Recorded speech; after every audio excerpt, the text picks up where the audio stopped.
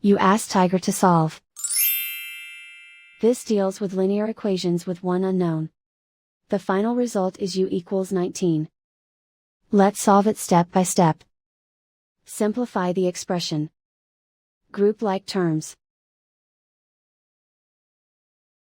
Simplify the arithmetic.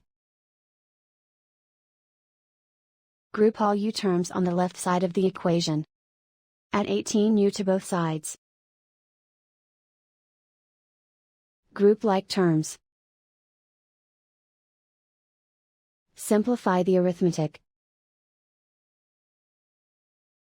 Group like terms.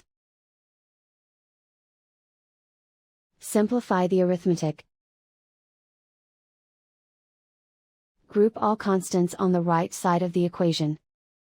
Add 20 to both sides. Simplify the arithmetic.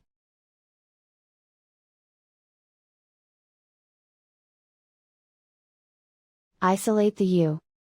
Divide both sides by 2. Simplify the fraction.